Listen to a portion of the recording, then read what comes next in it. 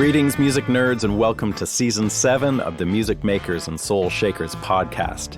I'm your host, Steve Dawson, coming to you from the Hen House Studio here in East Nashville, Tennessee. I'm so glad you've chosen to join me once again as we take some deep dives with a cast of wonderful musicians, producers, and engineers that I've managed to track down and speak to about making music, records, and just doing what they do in their lives in music. Don't forget there's a link to a playlist on Spotify and Apple Music with links to many of the songs we discuss on today's episode. You'll find links to those playlists in the show notes below or at our website. Meanwhile, the show continues to be largely listener-supported. Your help in keeping the show going is always appreciated, and you can do it with a one-time donation or a Patreon subscription, which is a monthly payment of your choice. And when you sign up for Patreon, you get an ad-free version of the show to listen to, as well as getting entered to win a cunning prize pack from our sponsors at the end of the season. Or if you're tight for dough and you still want to help out, you can subscribe for free on Apple Podcasts or Spotify, or just by spreading the word, sharing the show, following us on Instagram, YouTube, and Facebook, and telling all your pals about it. You can get links to all this stuff at makersandshakerspodcast.com. Meanwhile, a huge thanks to the sponsors this season. Please check them out and let them know I sent you. They are Union Tube and Transistor, Spectra 1964, the Deering Banjo Company, Mule Resophonic Guitars, and the Hen House Hang. All right, thanks so much to you for tuning in, and let's get down to it. Howdy, music nerds, and welcome back to the show. This is episode number 147, and my guest today is a masterful songwriter and singer from the Winnipeg area now, Mr. William Prince. Thanks for tuning in. I really do appreciate it. So I'm catching up here with 2 weekly back-to-back episodes due to missing one a couple weeks back when I was out of town and too busy to be able to get one out. So now we're back on schedule. It's back to first and third Wednesdays of every month. There's a new episode coming at your ears for the rest of the season. Okay. So meanwhile, I've had a great and crazy busy week, I guess, here at the studio working with an artist from Regina. Yes, Regina in Canada, but we worked here. His name was Jeff Straker, and he came down here to the Hen House, and we recorded the bulk of a really cool record here over those days. Brought in some great friends and great players, and we let her rip. I gotta say, making music this way with a bunch of people playing music together, every project kind of takes on a life of its own, and there's like memories and feelings that go along with each project that I know would not happen if we weren't working in a room together. So I'm very thankful to be back with humans making music. Oh yeah. Anyway, now I'm gearing up to launch into another project with an incredible singer named Ndidi Onokulu, and I've worked with her before and looking forward to doing that again. That kicks off here in a couple days, so I'm pretty excited for all that stuff. I hope everyone out there is having a great summer. I've definitely been in the studio a lot here, but haven't been playing live as much as I'd like, I guess, but hopefully that'll balance itself out a bit. Who knows? These days, I dive in and work wherever the work is needed. Okay, I should mention that the giveaway we're going to be doing, which I've talked about before on the show, I'm going to be releasing some info on what's included in that soon, but rest assured, it'll be a killer prize pack, which will include at least a groovy guitar pedal from Union Tube and Transistor and a bunch of other cool swag from our other sponsors. So as a reminder for that prize pack, anyone that's a Patreon member, a supporter of the show, will be automatically entered, and the winner will be picked randomly from there. So you can sign up for that with a minimal monthly payment to support the show over at the website makersandshakerspodcast.com. So on the show this week is William Prince. He came by the Hen House here to talk with me on the eve of his Grand Ol Opry debut, which is very exciting for him, and it was exciting for me to have him here. William hails from the Peguis First Nation in Manitoba, which is a couple hours outside of Winnipeg. I think it's north of Winnipeg, which Winnipeg, though, is where he now lives. And he's just released this killer record called Stand in the Joy. And it was great to get a chance to talk about that album, how he wrote the songs for it, how he recorded it, as well as his own personal music history and his upbringing around music. He's made a few records here now in Nashville and Savanah with Dave Cobb, and they really do sound amazing. Great playing, great vibe, and man, what a voice William has. I just saw him again a couple weeks ago when I backed him up for a couple of tunes at a workshop at the Vancouver Folk Fest, and man, that dude can sing. He's a Juno Award winner. He has a bunch of other accolades and awards for his various records. His last couple are really deep and amazing sounding, so check out Reliever from 2020, the new one, which I mentioned, Stand in the Joy. And also right after Reliever came out, he also put out a really traditional sounding gospel record, and that's cool too. And that's called Gospel First Nation. So William's going to be out working a ton this year and next year as well, I'm sure. So check out all of his dates at WilliamPrinceMusic.com. And when I was searching to verify that that was his website and searching William Prince, as you can imagine, mostly Prince William pages came up on the search engine. But William Prince Music is where you will find him. So let's get down to it. Thanks for listening. Please enjoy my conversation with William Prince. Yeah, I mean, I wonder if you could tell me a little bit about your relationship with Nashville a bit, because you've made a couple records here now, and it seems like you keep coming back. It comes up in a couple songs too. Mm-hmm. So what do you think of this place? Like, it must have affected the way you make records, but from your point of view, what draws you back to this town? Well, it speaks for itself. This town, when you're a Canadian, when you're from a Northern Reserve, First Nation, Nashville is a thing of lore, really. It's the town. This is Music City. This is where all country music is born and dies, it feels like, when you're from there. You just say Nashville and it's synonymous with music, where I come from, for sure, and we're really just a straight shot up from here to get to Winnipeg, and that's where I currently live. But Peguis First Nation, about 2 hours north of Winnipeg. Oh, that's where you grew up. That's where I hail from originally. Okay. I've spent the latter half of my life in Winnipeg now, but that's where I started, for sure. And Nashville just means a lot because you almost feel like you can find an answer here, and you can feel it's going to do something to your music. I'm very much a strong believer, and if you can't write a song in Winnipeg, you're not going to be able to write a song here in Nashville. So I do have that kind of mentality towards it. I think this place is just like you shoot hoops in the driveway, and then you get to go do it like on a real court. It just kind of elevates who you are and your experiences. Yeah. All that stuff. So I love this town, Have you spent a lot of time here over the, obviously you made records here, but have you also come down to do any writing or anything like that? No writing. I'd love an invite, I'm ready. I've spent, I've got coming up on a dozen visits, I'd say, somewhere in that neighborhood, different radio things. And, over the years working with Dave Cobb, and, I've made at least a piece of almost every record I've made has been made here in Nashville, and including the first one. Like I couldn't find any credits on the first one, so the first one I made and self-released, my debut of sorts, and then that was back in 2015. It would have been just the end of 2015. And then I got a deal, and then we re-released that record, new packaging, remastered. And all the same record. Yeah, the Earthly Days record. Yep. That came out again in 2018, essentially. And what I had done was we took a song, Breathless, from that record. Yep. And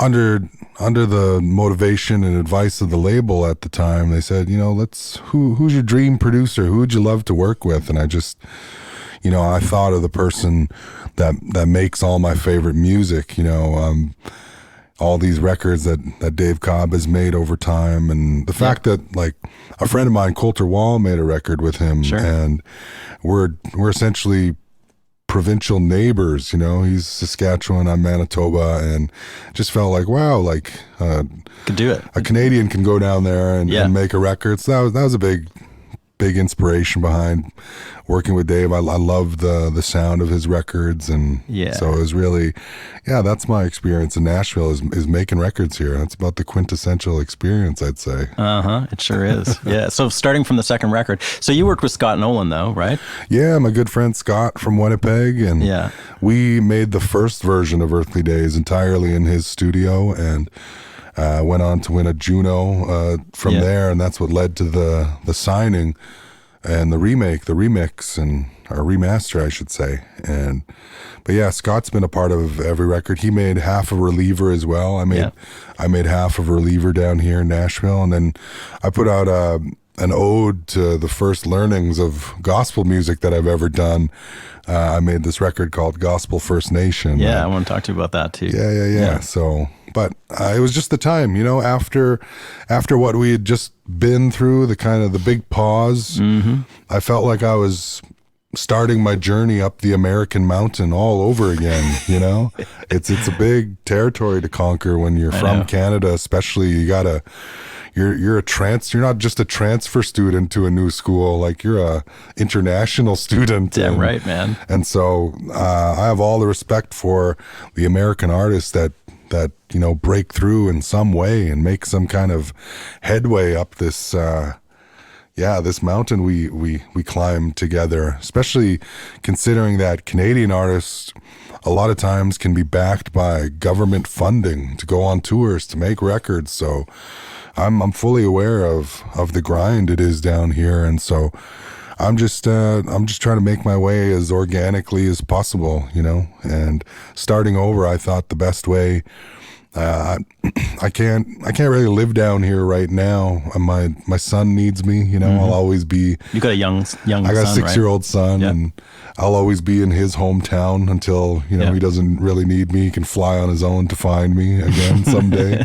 But maybe Nashville will be a spot one day, and until then, I'm happy to make the journey and be here. Yeah, it's not that hard to get here.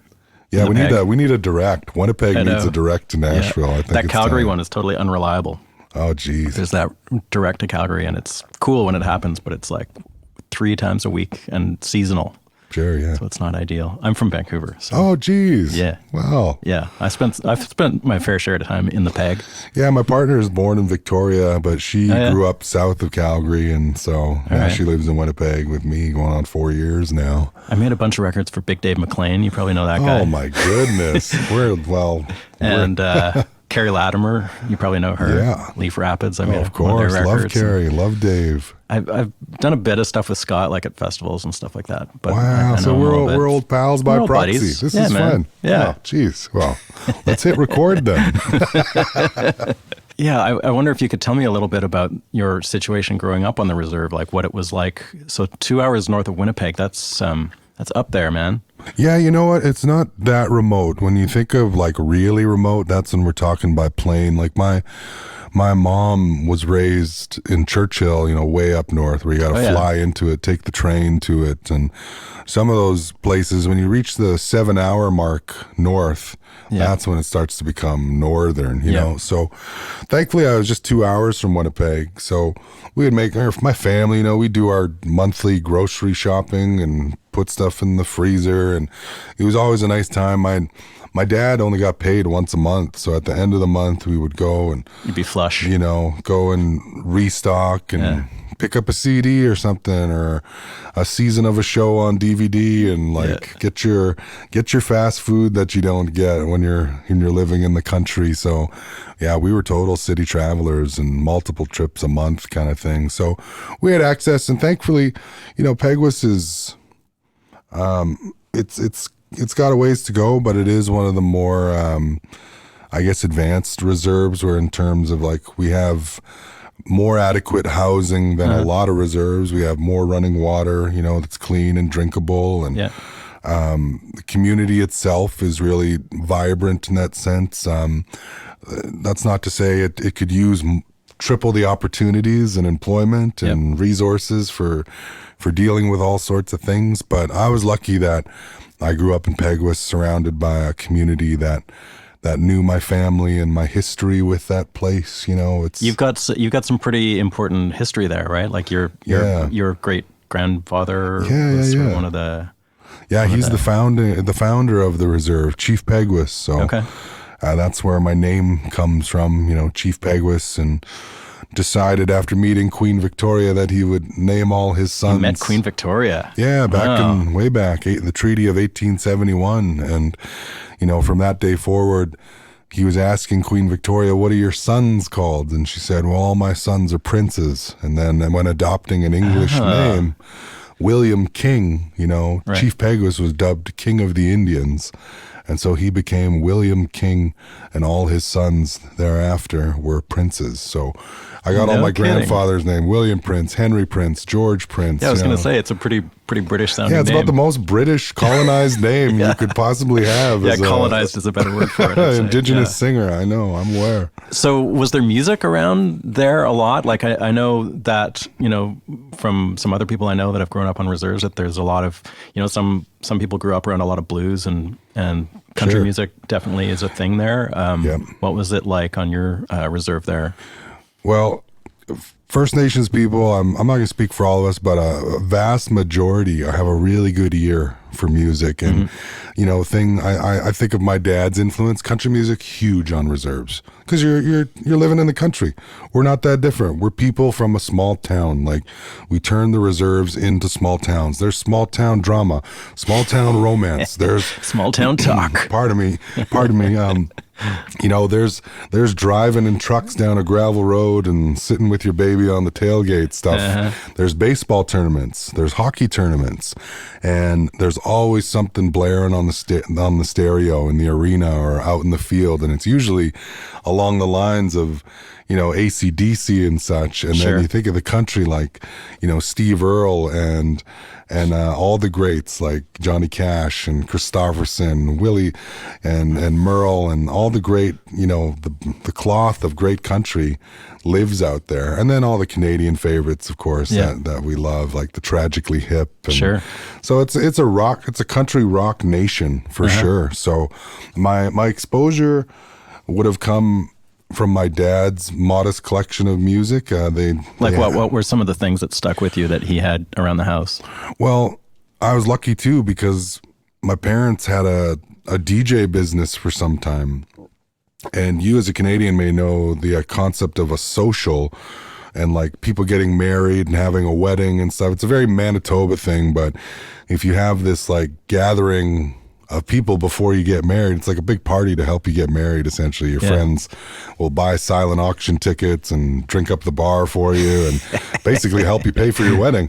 So my parents would often DJ these events. So they'd haul in the cassette collection, and just turn into were going strong back CDs. Then, were really taking off, and he would DJ these dances. DJing with cassette, that's a talent. Dual tape decks going, and you got your Billy Idol at 1 a.m. kind of thing.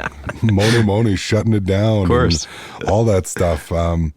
So that was always around, and I love the classics that he loved, all the big voices. He was a baritone singer, so he favorited all the great baritones. So that runs in the family. Yeah, deeper voice than mine. Really? I think of him and his love for Charlie Pride and Cash and all those kind of essential voices of that time. And then my mom's balance was the Beach Boys and Whitney Houston and Anne Murray, and all these greats, Joni and Celine. I just think of these great artists that come from Canada as well. But all of that found its way into my mind, into my being. Then I just loved the rhythm of music. I loved singing. I was not a good singer then, and always finding and learning my voice to this day.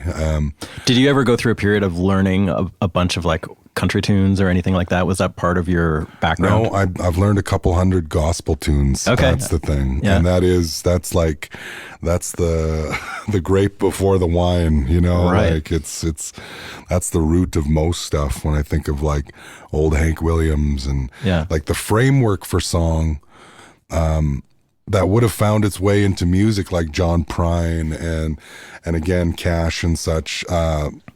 That stuff was very much in the periphery of my childhood all the time. So somebody like Prine, that's a little more, it's not like he's obscure, but it's not mainstream country and really never was. Was that something that was also kicking around in your family's world? Okay, yeah. When I think of the wide collection of things now, on top of these classics, I would also stumble upon things like Green Day, you know, and different pop records, Meatloaf's Bad Out of Hell. How would you come across that stuff, like radio? It was in the CD collection. Oh, okay. So it was they had in to play my it at home, the weddings. you know, like they would play When I Come Around at the weddings and such. So I had access to a number. I would pull a CD, look at the cover, look at the band, the Gypsy Kings, you know, and just thinking of these wild records I would listen to and really take in music as a young person. So was there any rebellion in it at all? Like, were you like, shit, that's my parents' music, I'm not really digging that? Or, you know, were you always into it? I was not rebellious. I was I was a safe kid, you know.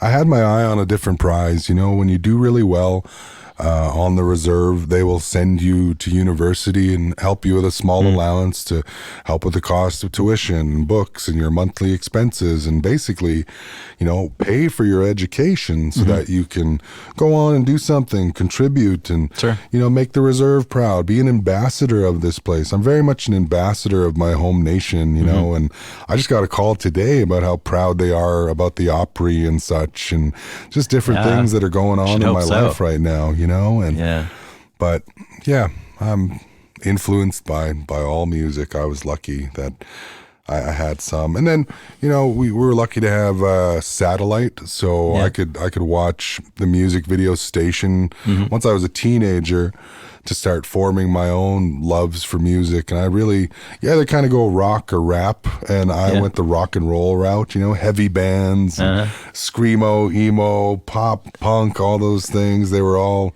kind of tying in together, and I just loved consuming music. I was like they got the 96 CD book at school with me at all times kind of kid, you know, big can headphones, and in between classes, I was in a different world, dreaming of being there. So did you start performing when you were a kid at all? Yeah, I had a terrible cover tribute band in high school. Sweet. And, you know, I would always play Metallica songs and such, and could you sing that stuff, or were you just? I tried. Okay, I'm not an alto singer. I can't picture you doing it, but it was definitely a voice that was put on. You know, it had a rock cadence to it, and you know, you imitate what you love at the beginning, and that's what I was doing. I was headfirst into the big Marshall Mesa Boogie stack amps and the effects pedals, and that's what I thought my musical life would be. You know, you pictured yourself like in a rock band. Yeah. You know, and then just. Did you have any success with that? Like, did you do any stuff outside? I made a record when I was like 22 with a band. You know, it's if you look hard enough, you can find it. It's not. What was the band called? Well, you can go find it. No comment. Yeah, no comment. But that where, was just where did you make? Where did it, like, was there a studio up where you were, or did you go to Winnipeg? Or? No, I would have been in university, so I was in Winnipeg already and established there for school, and saved up some money with some friends, and we all, you know, I wrote all the songs, and they were all budding musicians who were, you know, really finding their own craft too, and so we collaborated. Winnipeg's got a pretty sweet live music scene, always has, but like it's pretty noticeable now too that it's a strong, supportive community. Is that something that you feel a part of, or do you feel like you are gone so much that it's not necessarily a huge part of your life anymore? I like to think I'm a part of it. You know, we support each other to a degree. It could still be more. You know, I think of everybody's rooting for me when they see me. That's how it feels for sure. When I go to the Times Changed High and Lonesome Club, you know, I feel like it's like Cheers down there, you know, everybody knows your name kind of thing. So as far as belonging in the Winnipeg music scene, as long as I got a friendly greeting at Times Changed, I'm going to always feel that's pretty much the bar to set, right? That's the one. So do you ever play there? I have, you know, in the past, I've featured on a performance of Scott's. I may have sang a one-off song, and then in 2019, I had my own show there. I had to do a night at Times, and they sold it out for me in a second. And what's your usual haunt for Winnipeg? West End Cultural Center or something, or where do you play? Yeah, for years it has been the West End Cultural Center. Jason Hooper and co over there take such good care of me, and I just recently graduated to the Burton Cummings Theater. Oh, nice. So it was, you know, we did 1,600 seats sold out for my last show there in the fall. That must feel pretty amazing, eh? unreal feeling, you know. That's a great theater too. It's sort of like that old school Canadian kind of. Oh, it's totally vaudeville and like meant for acoustic sound. So a quieter show thrives in that building, and that's we're a quieter show. So I played there with Matt Anderson last. I was in his band. We went through probably in 2019. We were not a quiet band, and it still sounded good. Yeah, it's great. I opened for a number of people there too, like leading up to my own moment. That's the building I saw my first concert in for real. Like, what was that? I was 11. I saw Corey Hart there. Nice. You know, that might be obscure. Everybody knows Sunglasses at Night. That's, you know. So I saw Corey Hart there, and then I'd go on to later open for Dwight Yoakam in that building. Wicked. I opened for a band called The Watchmen, a great rock band from Canada. Yeah. And then I did one of 2 nights in Winnipeg opening for Neil Young in that building. Shit. So to go from that experience to my own, you know. People must freak out when Neil plays in Winnipeg, I bet, eh? Well, it was really neat because he was on a solo tour where he was doing, you know, the guitars in a circle. Pump organ and all that stuff. All the 4 pianos on stage essentially. And so I did a few shows with him in the States, and then to do Winnipeg the night before and the night of my birthday. Oh my God. Is like a pinch me kind of moment, you know, and threw me a birthday party. Unbelievable, you know, like Neil and Daryl Hannah, his wife, his whole incredible crew just sang me happy birthday. Amazing. They always pour the love on me. I don't know what I did to align in the same cosmos as Did Neil. That come out of the blue? Like, had you met him before or anything? Or I was singing a song at the Songwriters Hall of Fame induction for both Bruce Cockburn, another beloved Canadian genius artist, and Neil was like the secret inductee that night. So he happened to be in the building. Okay. And then I sang a song by Bruce, Stolen Land, with my friend Alyssa P. Isaac, and she and I sang that Bruce Cockburn song together. And I guess Neil, I had the pleasure of sitting and having dinner with Bob Young, Neil's brother. Oh, yeah. And he told me the whole story of how Neil was really moved by the performance. And wow. It was Does Bob still live in Winnipeg? No, Bob lives in Ontario. Okay. And but yeah, near where they grew up. So, but he travels with Neil once in a while. And yeah, he shared that wonderful story of Neil was moved by my performance and said, we gotta have him along. So incredible feeling. Yeah. And so I got to meet him that night in the stairwell. He gave me a big hug. Wow. And, it just felt so great. You know, what a moment that is. Was his music something that you'd grown up with as well? Like Neil's rock music was in my life. More the I didn't even know of Neil Young's true like acoustic, you know, catalog until you get a little older. And of course, like Heart of Gold's on the radio and Keep on Rockin' in the Free World was basically the main Neil Young exposure I had. When you were a kid, that was probably... And you're a kid, you don't understand it. You know, he makes fun of his own singing and stuff. It's not perfect pop production. You don't get it. It's like, Neil Young is like Seinfeld. You know, you get older and you really appreciate the genius of what it is. And so... yeah, I'm a huge fan. I've been going through all his records. I subscribe to the archive, you know. Yeah, me too. I keep up with all those things. I just ordered the 50th anniversary. I just got my 50th anniversary harvest in the mail for Christmas just in time. So, yeah, I'm so grateful to Neil, and I'm probably getting to be one of his biggest fans. Are there some shows with him in the future as well? I don't know when he's coming back. You know, he's got his own thing going on right now. He's got, he doesn't want to perform at venues that don't have like locally sourced foods. He's very passionate about that. And his own carbon footprint is something he's always working on with his, you know, the fuel in the bus and the going electric and things. And, also just, you know, just from what he's spoken on about like being safe with COVID and such. So I don't know. I'd love to be there if he makes his way. Yeah, I heard him when on he makes his way back. Rick Rubin's podcast recently, and he's kind of lukewarm about whether he's going to play ever again, kind of thing. Yeah, so, you know, 75 now, but he's still spry. And I just saw him on Howard, you know, not long ago. I follow all the stuff, so I anywhere he goes, I'm usually there. Tell me about like what that period was like between when you're playing in rock bands and like doing that thing up until you release your first record, which I don't know that one as well, but I mean, at that point, it seems like you're kind of more or less fully formed as the artist that we know you as. Sheesh, that's nice today. To say. Well, I mean, you've found your voice, like literally your voice is like, you know, in good form at that point. You obviously know its capabilities and how to use it.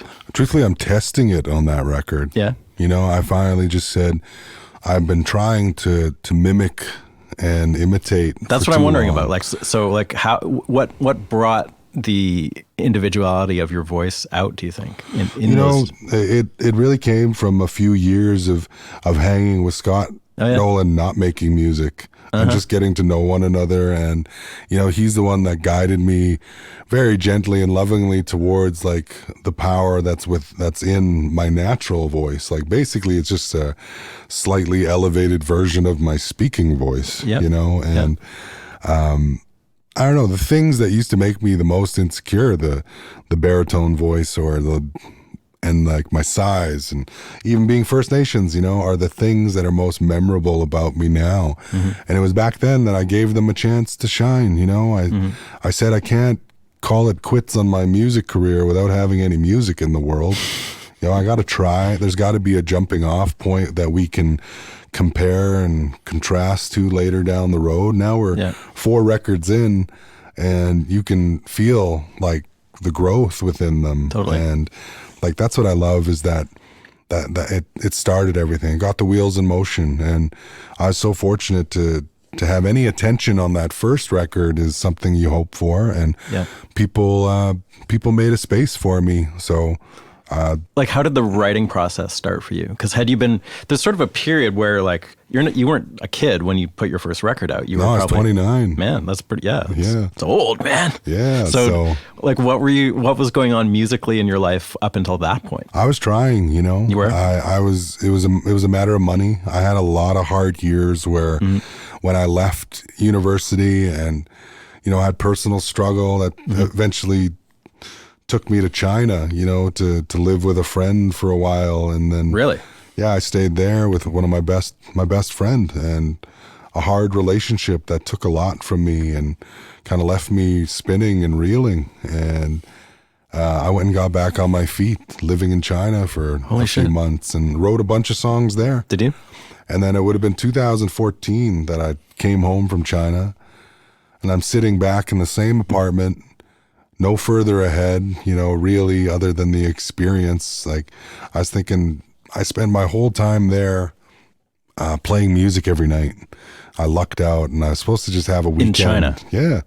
So I was supposed to have a weekend gig. Yeah. And the bar managers heard me and connected me with all the other bars that the expats would go to. So all the Western kind of themed What part of bars. China was this? Guangzhou. Shit. How did you end up there? Well, my best friend was a teacher there. Oh, okay. And it was the Manitoba curriculum that they were teaching at the private school. Whoa. And they always needed subs. So he paid to have me over there. He's like, hey, man, you're not yourself. Come hang. Come stay with me in my big apartment. Yeah. It's paid for by the school. And my God. We always need subs. And I can get you a gig on the weekends probably, you know, one night a week at least. You can play your music. And so I didn't end up substituting at all, maybe like a handful of times. Yeah. And they offered me like just a flat fee to play every night except Thursday. So I'd play like 27 nights a month. That's how you get good, right there. Yeah. Wow. So it'd be an hour of just you.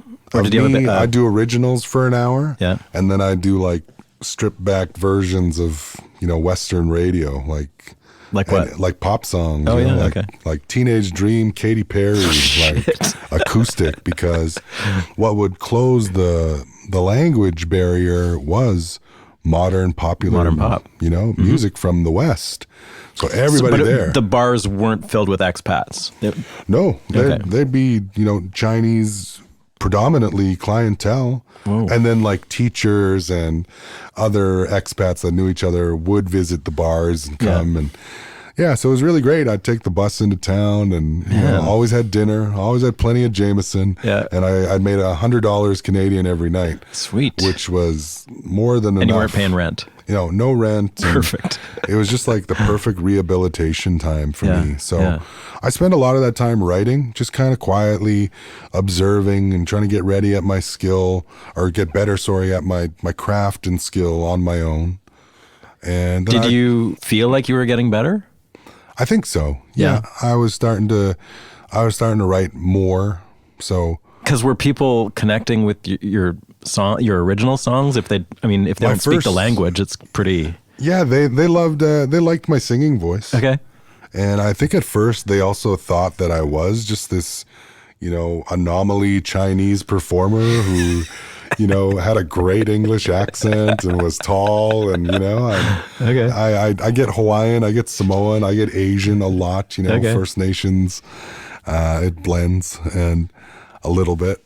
Yeah, I'd go and I'd play my show, and I'd come back and I would work on original music. I'd have the whole day. I'd have from 1 a.m. till 5 p.m. the next day, kind of thing. It was all my time while my buddy would be at work teaching. Yeah. I'd see him on the way out the door to catch the bus and go set up for my 7:30, 8 o'clock set, depending. And then it really brought me back to life. It was a good time. So what brought you back to Winnipeg?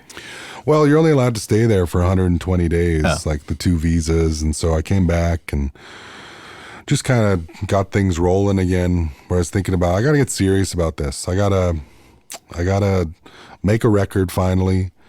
And I thought by this time, 2014, 15, Peguis had seen me on TV a few times. I'd had a couple breakfast television appearances and played some bigger shows that were televised, and they knew that I was a performer, and I'd played in the community and played shows around the city a little bit, and played in a rock band, another band called Indian City, that my good mentor who just recently passed, actually, Vince Fontaine. And, I knew Vince. Yeah, so Vince Fontaine, he was a mentor of mine, one of my first ones when I came to the city, to Winnipeg, and guided me and helped keep my name in the paper, as he put it, and make a few bucks playing music. So that was always great.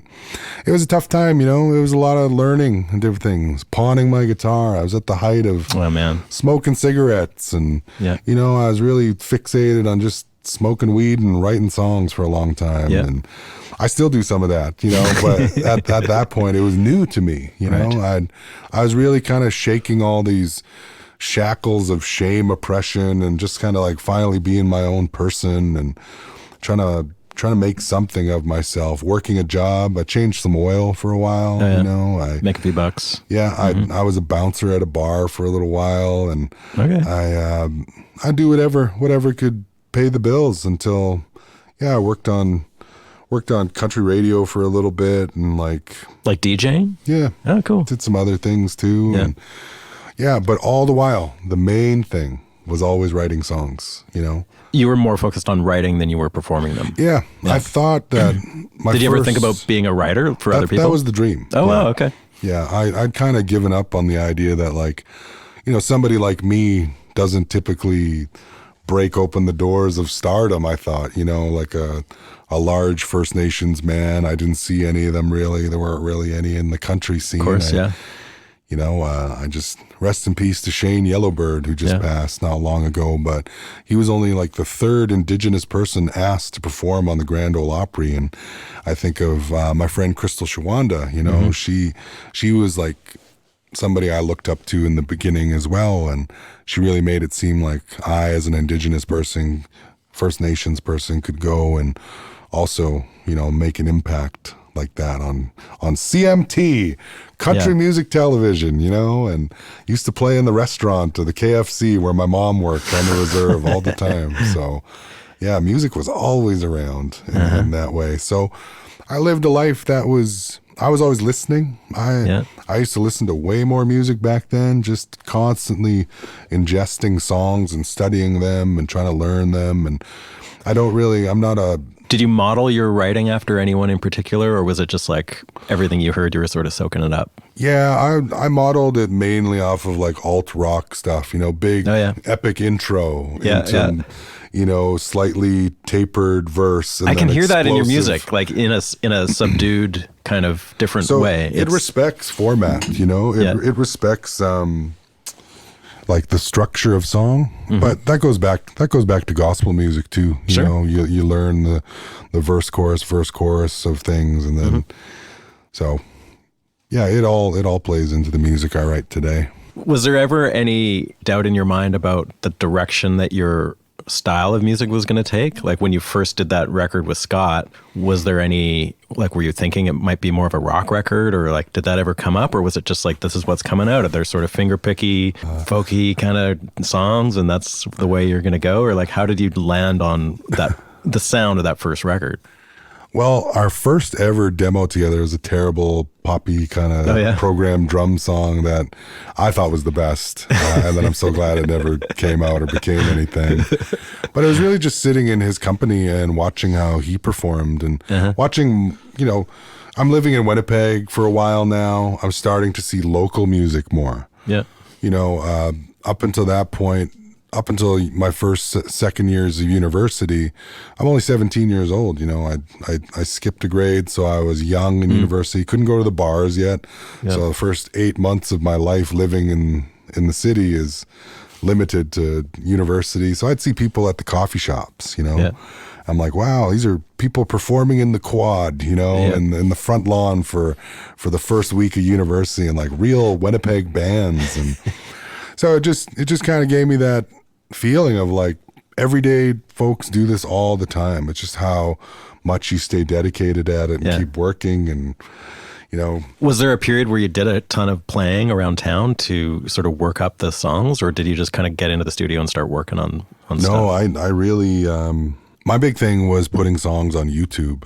Oh yeah? So I used to just finish a song and hit record and share it with the world. Oh, really? It would get 110 views, and I felt like I was a songwriter. Yeah. That was my first like feeling of I'm sort of doing this. And those early first comments would encourage me, and people would like it a little bit, and just kept me motivated. I wanted to be like Gordie Sampson, truthfully, a country writer. Yeah. So I could write. That's a tough thing to imagine how to do it, really. Yeah, like, that's so in the meantime, I thought I'll just get better at it. And then when the time comes that I can actually put those wheels in motion, I'll have some songs to show. You know, I'm still waiting on that. I'd love to write a Jesus Take the Wheel and then just, you know, use that to keep funding my own mountain climbing and such. But yeah, eventually got to a point where I had all these songs and there was nobody to sing them. I didn't really know about publishing or placements. I didn't have a manager, an agency, anything. It was just me and the hopes of doing it professionally one day. And so stuck with it, and it led to this place where I eventually made a record that just sounded like me, you know? And wow, who would have thought that that's what people wanted to hear? You know, was that process pretty quick? Like, how did you guys get that record done? 10 days. 10 days from beginning, from like including mixing and everything. Yeah, super modest budget. And it was like, you know, a couple takes per thing, and then basically it was the Scott Nolan band. Like Scott played drums, bass, keys, guitars on it for me. Yeah. So we kept the costs low. And did you get some funding from like Manitoba? No, I got funding again from my home reserve. I had written a 40-page proposal showing my path to stardom. You know, I said, if you just give me the seeds, I promise I'll turn this into an orchard of some sort, you know. And I'm so thankful to them because of, you know, seeing me on TV and watching me advance, playing these bigger shows, Indigenous Day Live, like some of my first big shows in Canada on a national stage. That was enough for them to say, okay, he's obviously doing this for real. Let's support it. So they gave me some money, again, very modest, and just I was able to get the artwork and get it mixed and mastered. You learn. You know, I watched my dad make records, so I knew how much it was going to cost and what it would take. And then I thought, once I have a physical copy of a CD in my hand, it's off to the races. But yeah, you learn that's not all of it either. You got to tour, you got to get somewhere else. So did you start touring right away after that record came out?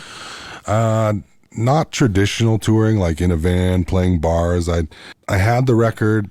I played it around town a little bit. I was starting to get a little bit of buzz because they put a song on the radio, and then Okay. that kind of, I was the new fresh thing, you know, and that was really great. The power of discovery, almost shock discovery. Like, I've never heard a voice like this in a while. And he's Indigenous, he's from Manitoba, and, you know, it's resonating, it's doing well. And then, Where were you getting airplay? Was it on like CBC or? yeah, it would have been CBC. Yeah. So people were starting to get to know me in Canada, and then on the Indigenous Music Countdown. So that was great to get my name out a little bit. And we submitted the record to the Junos just to, you know, just so it's documented that whoever this William Prince guy is, he at least submitted, and maybe some years down the line we'll really consider his album for a nomination. And I just finished playing one of the toughest, like, 6-person house shows in Edmonton, Alberta. Oh boy. And, you know, I woke up in the Smoky Ramada, and I was, you know, double nominated, and everybody suddenly knew who I was. Yeah. So that was what did that album get nominated for? Roots Traditional? Roots Contemporary Album of the Year is the one I won. Yeah. And then also Indigenous Recording, or Indigenous Recording of the Year. Yeah. So those two categories, I was truthfully shocked, because up until then there was only one person nominated of Indigenous descent for the Roots Contemporary. Yeah. As Buffy St. Marie. Wow. So I was the second. Good company, man. The second in history. Yeah. And then after I got nominated, it seems every year now there's a new Indigenous nominee in the Roots Contemporary category. Friends of mine, you know, that have won, like Leela Gilday and Julian Taylor being nominated, and just now they've created a traditional Indigenous category, so that the more modern Indigenous music can also hold a place while not taking away from things such as drumming and Inuit throat singing and such. So that category expanding is always good for helping people discover other Indigenous talent. Yeah. Yeah, I played with Julian down here, actually, when he was here at Americana last year. You know everybody. Oh, that's great. You're a man of the people. A man of the people. So tell me a bit about the new record. I'd love to hear about the process a little bit, and maybe how this one has been different for you. I guess tell me how the whole thing with Dave Cobb started. You mentioned that you just said to the label, like, this is the guy that I think I'd love to work with, and they just made it happen, and that was that. Made the connections, and did you come down and hang out with him and sort of like hash things out a little bit? Yeah. Well, it was right to work pretty much. Yeah. I love it because it's such a fond memory. I walk over to RCA, I go in, there they all are, sitting on the couch. So this needs a little bit of clarification, because people don't know the magnitude of RCA, but Dave Cobb works out of RCA Studio A, which is... Used to, at the time. Was working out of, So that's like Chet Atkins's room, and it's probably the biggest tracking room I've ever been in my life. It's incredible, and there's so much history in there. It's bananas, the shit that happened in there. Was that intimidating at all, or was it just a totally comfortable atmosphere, or what was the deal? Yeah, I walked in, and you know, they're so down to earth that all that stuff kind of goes to the wayside right away. You see these, you know, 8-foot tall platinum Chris Stapleton records that are like, you know, leaning against the wall. You see John Pryan's Christmas Tree. Yeah. You know, you think of Brandy recording in that room. You think of, you know, Jason Isbell's 400 unit record is tucked on the side. You see the Grammys on the console. And then you just meet Dave, who is this down to earth music lover who makes you feel right at home and brings the best out of you in that way of getting to know you. You know, we didn't jump to work. We just sat there and talked. And so this is Reliever, like, this is Breathless. Oh, okay. This is Breathless from the Earthly Days record. So I did one song my first time. Oh, cool. That felt really good. So naturally we did half a record here. Yeah. So how did that, like, what do you mean by half a record? Well, I did 5 songs. Okay, so you literally, like, you completed half the record here. And so I did 5 songs off of Reliever with Dave, and then the other 6 were with Scott in Winnipeg. It was like a split effort. Yeah. Was that done just because you wanted to do some in Winnipeg, or? Yeah, you know, I didn't want to fully depart from the thing that, you know, won me a Juno. Like, I understand. I really love that place, the song shop, and it just felt comfortable to make music. So I thought naturally I would go make the record there. And then it was under some advice that like, it'd be good to go branch out and try something. And so we were able to go work with Dave for a few of those songs. Yeah. And I don't know, it elevated the experience of recording for me. And it just started to change the way I'd even record and the way it sounded. It was just indisputable how great it can sound. Did he set you up in his sort of traditional way of like everyone in pretty tight together in that massive room? Yeah, tight little circle and a couple carpets and all with his guys, or did you bring people down with you? Or no, he had some people there for me. Yeah. So I don't know who played on Reliever. Like who were the musicians on that record here? Chris Powell played the drums on it. Adam Gardner, well, he played bass. On Breathless. But there are a number of people after the fact, like, because we would cut the acoustic and the bass and the drums. Okay. So and the vocals, or just two acoustics, vocal, bass, drums. So it was the four and Dave of us. does the other acoustic usually. Like I know he likes to be in there strumming a guitar. And then I feel bad I don't remember the names right now, but like it's all right. I remember Kristen Rogers, she sings with Eric Church now a lot. Yeah. But she sang harmonies on it, and this guy Phil who plays with Anderson East, great piano player. He's in the photos. I believe he played on it too. Okay. And so you did some overdubs and stuff. So the core band was you, bass, drums, and Dave. Yeah, and he'd send it around and get parts or bring people in. So this was it done in 2019 or something? The Reliever record? Yeah. Yeah. Okay. It was January, I think, of 2019. We would have been recording, getting ready for the February 2020 release. Ooh, terrible. Yeah, well, it's a year later, or maybe it was in May, I think, something like that. I just mean terrible because of COVID.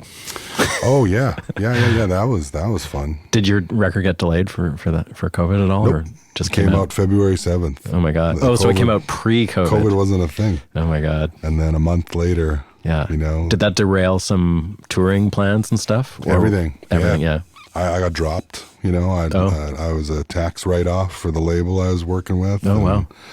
Didn't really get to do much with Reliever in the States. And we had a huge tour planned. It was the year of the USA. Oh man! Katie Pruitt was taking me out on a bunch of dates, and that was kind of like my first time I was gonna go to New Orleans Jazz Fest. That got pushed back. Yeah. I had a whole 6 months lined up where I was going to trek across the States and share this record, and a lot of that stuff got rescheduled 3-4 times, and what a eventually hassle. Just evaporated. Yeah. So how was it different this time? And when did you do the new record? We can talk about it as if it has come out, because by the time this podcast comes out, the record will be out. Well, it started the first week of it would have been the first week of May. 2 weeks in May, I went down to Savannah, Georgia, where Dave has his new studio set up. He's kind of migrating the scene over there. So tell me about that scene over there. Yeah, well, it's him, What's he set up in? His home. It's so in the house. He's got a converted garage. Has he left RCA? Like he's not there anymore? Yeah, he's not there anymore. Wow. Yeah, he lives in Savannah. Yeah, he bought a home out there, and he just digs it, or is there something going on there? Well, he's originally from Georgia. Oh, right. So he's from there. Yeah. And then he shared that he was just, wanting to be closer to family, to be with them and look after them and such. And he was building. So the first studio is in that garage, but there's going to be a new building where he moves the entire studio to away from the house and such. But so to be one of the first recordings, he had just finished Greta Van Fleet and the War and Treaty when I showed up. Really? So there was some mojo in there already. It was great. Yeah. I got drinking the tequila. I don't drink tequila, like I said, and he converted me to the Blanco, and it was really great.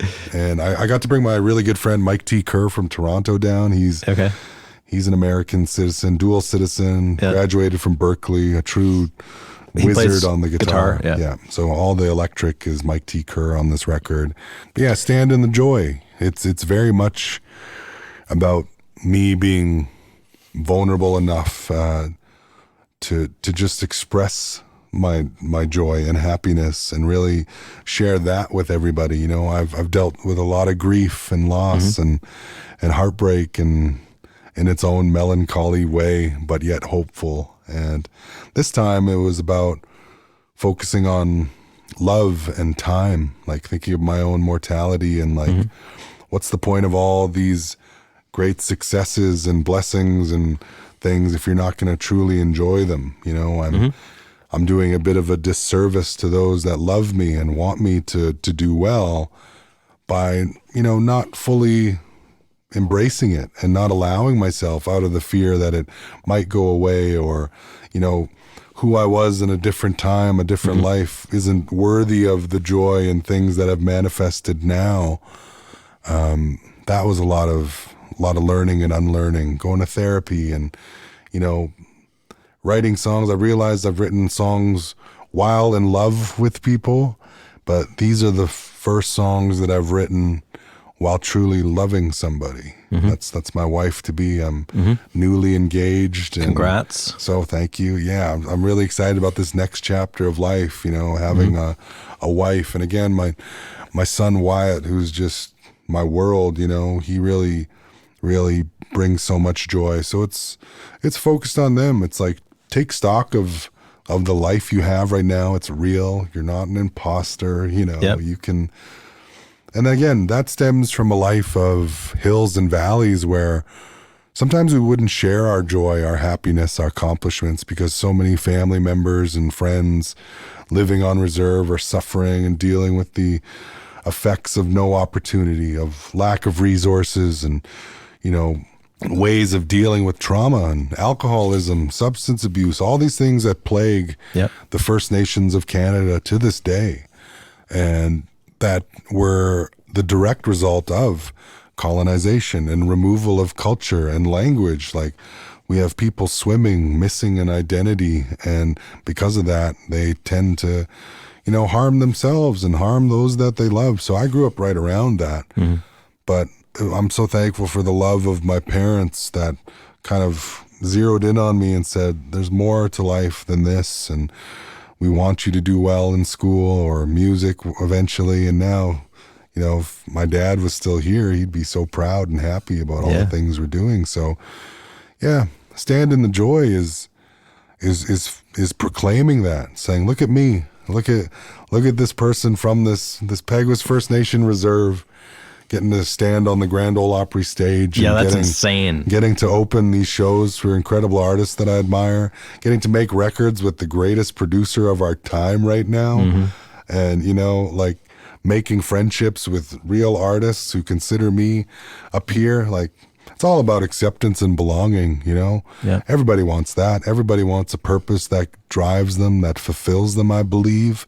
And, you know, to fit in, you know, I'm a bit of an outsider for a while, and then now I'm getting to a place that who I am is who people want to be around and are happy to know. So believe it, you know. It's right here. It's real. We're doing this. We're on the podcast. We're in Nashville talking about album 4 of all things, when I thought I didn't even get album 1. I didn't know if that was going to ever happen. And it just seems like that first decade was about acknowledging some of the pain that really shaped me and what I had survived, the trauma of it all and different things with family and growing up on the reserve and, you know, separation from partner, the death of my dad, you know, my own health taking different turns. Yeah, that'll do it. And then now is about, hey, you made it. You know, be an example, be a light, and be joyful. Be joyful, keep shining, because joy is a little foreign for me. Like, it was like, why be happy? Why celebrate when it's just going to go away, you know? So now I'm being brave and saying, yes, this is my life that I have made and I love. No one's going to take it from me. You can enjoy it. Leave a good memory for your son. You don't want a grouchy old dad, you know, stomping around the house because he's depressed. And so I kick against it all the time and say, no, I'm going to be gentler with those I love. I'm going to watch how I speak. I'm not going to raise my voice anymore. I don't want to be sarcastic and rude because, Broken Heart of Mine tells the story of all those things that I'm trying to change and trying to live longer, trying to get my health right, all those things that are important. Tell me about that song, because that's like a classic country. Like nobody really writes songs like that anymore, or pulls them off. The thing that's cool about that is like you aren't mimicking that style at all. Like you're totally doing your own thing. But man, it's like a classic country ringer. Yeah, I love that you say that. Thank you. I try to think like, most people that do stuff like that, it sounds affected or something. You don't sound affected. Well, one of the coolest parts is having Paul Franklin on that song. I was going to say, he's one of my heroes. Steel guitar is just, I really, I was passionate about including steel guitar on that song. I sought that sound and I wanted it to sound like an old country song because a song like that is one that truly resonates with the people that might be having a party in the garage on the reserve with a couple cases of beer for the weekend and allows you to take stock for a second and say, this broken heart of mine is my own doing. It's my own way of pushing people away that has me lonely. It's my own lack of patience and respect and kind of, counterintuitive to the wisdom I proclaim to adhere to through the 7 teachings, the 7 sacred grandfather teachings of First Nations and Anishinaabe. That's like love and humility, truth, respect, honesty, wisdom, all these different things that kind of make up my core value system. And that's what I want to be. I want to be all those things. But everybody deserves to know the full story. I'm not trying to be some phony out here who's some pastor, some healer, some music man thing, nothing like that. I'm just a human being living out the human experience, trying to be better every day, trying to bring light and positivity into the world. And even that can make you feel self-conscious because it's not as romantic as stumbling with the whiskey bottle and smoking myself till I have no voice left. And that's the path I was going down for a while. I got a whiskey bottle tattooed on my arm because at one point in life, that was it. I was really struggling, having a hard time. But with my diabetes, with my predisposition to heart disease and being a little overweight as an Indigenous man, that stuff's just going to send me to an early grave. And I got to really take hold of that because I want to live long for my son's wedding. I want to play golf with him when he's 37. Right. I want to see his dreams come to fruition and not be in a wheelchair or not able to make it up the stairs to witness it. That's something that I've had to contend with my own family. And so, Stand in the Joy is very much my declaration and saying, I'm gonna really stand here in the light of what I have. I'm not gonna sit and grieve what I lost or what I don't have because I'm pretty happy with the way things are going. So the Broken Heart of Mine song, did you set out to write a straight up country song? Was that something that you did you sit down and say, I'm going to write me a country song today? You will not believe how that song came to be. I drove out to the Peguis First Nation to participate in an Indigenous ceremony. Yeah. And it was just about cleansing. It was about talking about lessons with an elder who had since passed, Dave Cobb, an elder who guided me and helped me through a really difficult time that I was living through. And in my car, without music, without anything, I wrote every bit of that song, sang it into my iPhone. Yeah. And I was like, Broken Heart of Mine, come on, that's almost as simple as Always Have What We Had, that's another one of those songs. And it just felt like its own thing. And I wanted it to have country staple feel. People already, I've only played that song for a handful of people and they immediately think George Jones, which is wild to think that. It does sound like a George Jones song. So that's just the old country I grew up finding its way to the surface. So no other explanation other than... It was effortless, though. It wasn't something that you labored over. No. That's so cool. Those ones are the best. They almost write themselves in a rush, they just pour out of you. And I'm thankful for those songs because there are some that you labor with and give time or shy from or they just don't become things sometimes. And that one, Did Paul Franklin join you guys in the studio, or was that an overdub? no, it was after, because originally we weren't going to put the steel on, thinking that it might be too country. Too country, yeah. I said, nope, country it up. I want it. So I was driving out to Peguis, just getting cell signal again, and Paul and Brandon Bell called me from the studio and said, hey, I got Paul here. And then I got to talk to Paul Franklin, and he just like gushed about the song. He was like, William, I'm just sitting here. I want to do that kind of sparse leading kind of George Jones thing. And I was just like, my face was hurting from smiling, talking to him, and just thinking of, of course, his history, but the fact that those worlds come together for a moment, and he's playing on my record, and a really unforgettable contribution that Amazing. Will live forever. Yeah. But in general, was that record done in a similar way, where it was like you and Dave and some of the other people that play on the record in the house? And we were in a room this big, just like this, and in a circle. Dave was behind a wall to cut the bleed. Yeah. Mike T, my friend Mike T. Kerr, was across from me. Mm-hmm.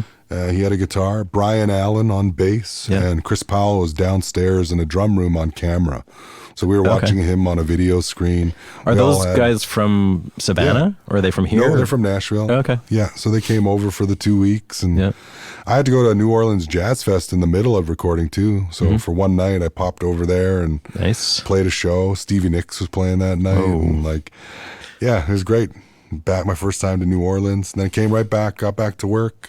Then my partner showed up the second week, and she did all the harmonies in 2 days. Oh, cool. So she sings with me. Nobody knows my voice better than she does. And she's on the cover, and this whole record is truthfully an ode to her and her love and what it brings to my life, Stand in the Joy is about what she does. She has such a beautiful, light heart and can laugh things off, not be so serious, and, nothing pins her down. I admire her spirit, and the song Tanqueray, tells our love story. That's a great song. Pretty much start to where it is now. And I think of Goldie Hawn's another song. Yeah, tell me about that song. I love that song just because it's my tribute to women. Women are just the greatest, they're just better. And everybody that works at Six Shooter Records, my whole life, my tour manager, my sound person, my partner, women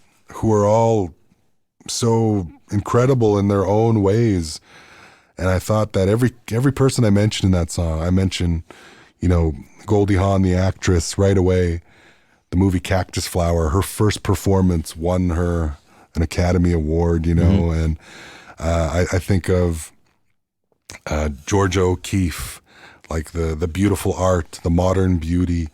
And I think of Joni Mitchell, just the sound of and the spirit of Joni. My partner possesses pieces of that. So I thought, why not write it out? And then cool. Her favorite flowers are yellow. So I picked some yellow flowers for the final verse and wanted to share it. So it's my way of saying, you know why I love you so much? It's because you're kind of like Joni this way. You're kind of like Goldie this way. And love it. Incredible women to pay tribute to. And I'm so thrilled with that song, the way it turned out. The guitar playing on that song is cool too, like the finger picking stuff. Can you just tell me a little bit about that? Like as far as how your guitar playing has kind of evolved and who you were into, like maybe like a John Prine kind of influence there, totally. I guess, something like that. Yeah, it's taking lessons with Mike in Toronto on Zoom once in a while. Mm-hmm. I'm surrounded by... Is it something you work on? Like, you do? Oh, okay. Yeah. I wasn't a very good guitar player when I made my first record. Like, I was a rhythm player. Yeah. Not much of a finger picker yet. Mm-hmm. So it's something I'm constantly working on, like trying to get better. Because if you want to contend in folk music, with the Gordon Lightfoots and all these people that play with thumb picks and such, I need to up my abilities so that I could write better songs. Mm-hmm.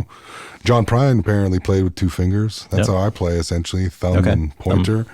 But then just incorporating the roll, using every finger then to get that kind of classic, bass sound going. Is there a little like maybe Mississippi John Hurt or some kind of blues stuff in there too? Was that ever a thing for you? I didn't really take to the blues as much. I liked a little bit of B.B. King, and it's tough to say Clapton's name now these days, but like he was an earlier influence where I just thought he was great, and then I studied that. My brother was a guitar player too who loved the blues, so I kind of knew the basics, and country gospel, it's a cousin of that stuff. You think of the turnarounds and the lead ups and the seventh chords and the chords leading into other chords and such. So yeah, it's all part of it. But I think with that song only has one part. It's 4 chords, one part, over and over and over again, the entirety of the song. Yep. So to make it what it is, where it feels like it has all these different points of, almost contention and then climax at the end kind of thing, and that's just the brilliance of Dave Cobb and the musicians I got to work with. So sonically, there's sort of like, there's your finger picking on one side kind of thing, and then there's like another finger picking thing on the other side. Is that you doing both, or is that Dave? No, Dave's doing the acoustic lead line, and then Mike's doing the electric lead line. He's also playing this really cool, like crystallized affected guitar that sounds like a delay and echoey reverbs and such. And do you get your mitts into that kind of stuff at all, like as far as like instructing what you're looking for, or does you just sort of give him free rein to do his thing, or how does that work? I trust the others with their specialty. I try to bring a really good song to the core, and from there they're hard to mess up. As Dave says, like if you just let them. Oh, you can mess them up. Yeah, you can let them lead the way. That's the thing. We're here to serve the song, not get in its way. And so, subtlety is really great. And I was insecure about my playing, and that's just another thing that feels like a big brother thing. No, man, your playing is great. We're gonna do this together. We're gonna cut this thing, and you're a part of it. And these are your songs. And like, I would just hire the monkeys, the wrecking crew, monkey style, and just have the greatest players. But then my soul is not in there. Yeah. What's at the heart of these songs is the way they were written at my kitchen table. They were elevated. Songs like Young had about the most done to it, I'd say. As far as like the song itself, or like from where it started to where it is now, to follow the melody of my voice with the actual guitar chords, more of a piano thing. Yeah. To put that into guitar language was a really great change that challenges me now. And do you write on the piano at all? Because piano is a big part of the record and of like all your records. Lee Pardini did all the piano on that record. You don't write on the piano ever? No, I play very simple piano. I can chord but I'm not a player yet. That's part of my 5-year plan. I want to be like Neil, where I can switch to pull off a show doing some piano. Yeah, that's a good goal. But Lee was really tasteful too. It's quite incredible, like how the moments work out. My mom was in Winnipeg watching Chris Stapleton at the big arena. And Lee Pardini has recently joined Chris on tour playing organ and piano. Plays with Dawes. And he's like a favorite of a lot of people that I know. And I had just gotten familiar with him through the record, and we haven't met. I haven't had the pleasure, but he did such an incredible job, and I'm so thankful that he was part of it. So his stuff was done remotely? Yeah. So he had played in Winnipeg the night before he flew home to Nashville. Way. Yeah. My mom watching him on stage. That's crazy. The next thing he would do is go home to his studio and record all the organs and piano and keyboard for my record. Wicked. So that must have freaked her right out. That was a cool thing. I was like, do you realize that guy you were watching on stage last night went home and did all this stuff for me? And it's just incredible. Wow. So the new record is out, and are you going to be, what's the touring situation? Are you going to be at it full tilt, or do you try and keep that to a reasonable level, or what's your take on all that? Yeah, like I say, the year of the USA, I'm touring with the War and Treaty for a month. Good. Yeah. So, the record comes out, and then we hit the road. So that's going to be great. Yeah. Looking forward to it. They're nice guys. Oh, yeah. Really, really sweet. Will you play solo, or do you have a band with you? Solo, I'm doing half-hour opening sets. Yeah. So be my tour manager, and my fiance and I Beautiful. hitting the road and, town to town kind of thing. Yeah. They're really generous with bringing me, and I'm looking forward to it. Like I say, it extends my life in a way. You can't just tour Canada forever. That's right. And so it's really, really important to me that I start playing these festivals in every state, and just the exposure right now. I'm a rookie, I'm starting to climb, and I'm thankful for the connections I've made. Like Katie Pruitt, being from Nashville, and my friend Allison Russell, who's just had the most incredible year with Outside I was in her band Child. for about 5 years. So. Oh my goodness! All right.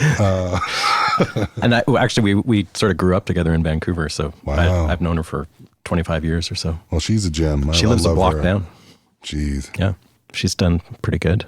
Lived with Yola for a while too there. Yeah. Yola took me on the road as well. Oh, did she? Which Oh, is cool. really sweet. We did the UK together, so her presence is just really felt in this town now too. It is, yeah. Yeah, just feet from stardom. Yeah. Wilder things have happened. Well, this Opry thing is pretty massive. That's crazy. So did that come out of the blue, or were you kind of, was that something you were trying for, or how did that happen? It felt out of the blue. Most things do, I'm really minding my own business when Shauna, my manager, will just chime in, hey, guess what, and brings the good news, and then, all right, I guess we're doing this thing. But I almost didn't believe it at first. I was just like the Opry, like the Grand Ol Opry. The Opry, yeah. And I was like, I'm going to go play there. And it's ready to go. And it's still hitting me now. Like it's tomorrow, right? Saturday. Oh, Saturday. Okay. Yeah. Man, that's nutty. So I get to do two songs. Two songs, yeah. Yeah, I'm going to do When You Miss Someone and Breathless. Nice. So, everybody loves Elvis again right now. Yeah. Are you freaked out about it, or is it just going to be a gig? No, I'm excited. Nice. I'm ready to go. All right. It'll be great. That's exciting. Yeah. And you've got a gig here at 3rd and Lindsley? Yeah, playing for the noon hour radio show. For, the WMOT thing. Yeah. Oh, yeah. cool. They're having me on to sing a song or two. Yeah. So that's a good experience. I think I'm really fortunate, to have help in some way. I think that's the way of saying that there is room for me here. Feels like it. Yeah. There needs to be somebody. There needs to be a First Nations Americana star, and I volunteer as tribute. I'm here. I'll do it. All right. Fine. I love it. Well, that's exciting, man. I'm really excited for you. I'm always thrilled when Canadians come down and play on the Opry. I saw Allie when she was on the Opry. Her debut was probably a year ago, I guess, and it was pretty exciting for her. Yeah, I think she was kind of freaking out, but it sounds like you got it under control. Great things happen. I'm history is always it's exciting to me to think of what it means, and just the people that have stood on the old section, and it just makes me feel like it's all the work is paying off.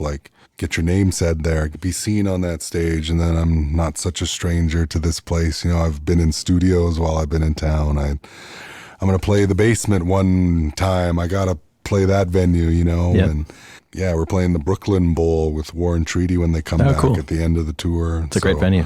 Yeah, so that's going to be a nice experience. And are you doing any Canadian festivals or anything in the summer? Do you do that? Yeah, there'll be a couple. Yeah, they pop up, and Canada is so good to me.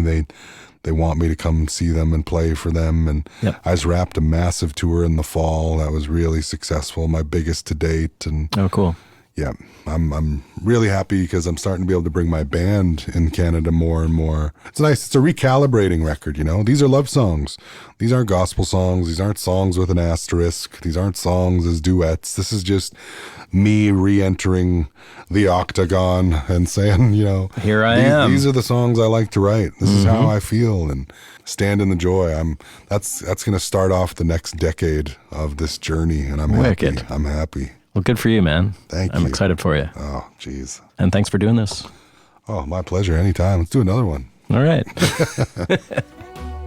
Thank you so much for tuning in and listening, everybody. Music Makers and Soul Shakers podcast is produced at the Hen House Studio in East Nashville, Tennessee.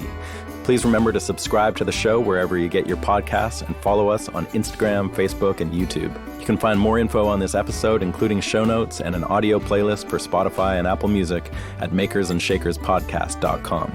Thank you again to our sponsors this season, Union Tube and Transistor, Spectra 1964, the Deering Banjo Company, Mule Resonator Guitars, and the Henhouse Hang. Thanks for listening, and we'll see you next time for another chilling episode of Music Makers and Soul Shakers. Over and out.